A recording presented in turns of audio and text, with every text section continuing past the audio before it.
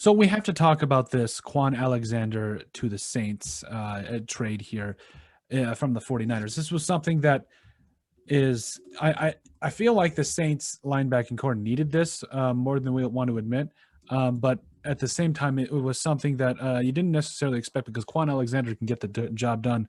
Here's the thing about the trade. It's in exchange for Kiko Alonso and a conditional fifth round pick. Kiko Alonso, I was actually just stalking his Instagram the other day.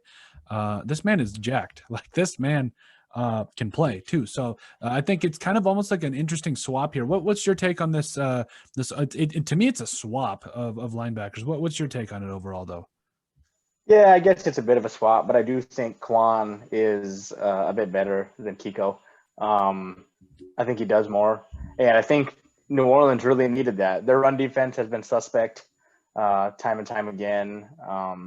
When Green Bay went in and played them earlier this season, I didn't think Green Bay was going to be able to run on them the way they did, but they definitely needed that piece on defense. Middle linebacker, if I'm correct, or I think he's a middle backer. Ish, yeah. Sounds Close, right. close enough. Should have did my research. I Yeah. didn't. That's what I do. I think he's more of an outside linebacker, but it's cool. It's cool. Yeah, he's good. He's got the.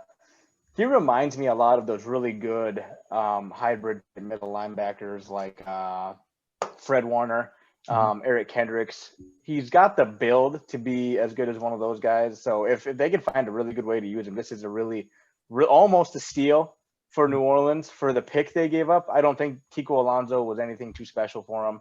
But this is a good pickup. I like it. I don't like it because I'm in the NFC. Green Bay's in the NFC, and I don't doubt New Orleans makes the playoffs. The way the NFL's, I mean, they're letting 7 teams from each conference into the playoffs this year, and there's been talks this last week about letting in an 8th. I don't know if you heard anything about that yet, but they're talking about letting in 8 teams from each conference right now. So I'm sure they'll be in there, and I'm sure we'll get some 9 and. We'll get some 9 and 7 teams in there, or some 9 and 8 teams in the mix too. So first of all, Kwon Alexander plays outside linebacker. I just did that through the research that I've found, and he's the thing is, in New Orleans defense, they've got a guy by the name of Alex Anzalone, I think is how you say his name. It's so tough to say his name, but so the Saints are immediately seeming to shore up their linebacking core, which is something that was desperately needed. They've got a respectable defensive line. Their secondary is nothing to laugh at either. But they've got Alexander. I think this could be almost a sleeper type defense. This trade is what really makes it special. Now, it's important to kind of distinguish the fact that Kwon Alexander only he owns a 55 PFF grade right now, which it's understandable, but he's been consistently getting better throughout the season. He's just a game-changing linebacker. He truly is. He's a great player.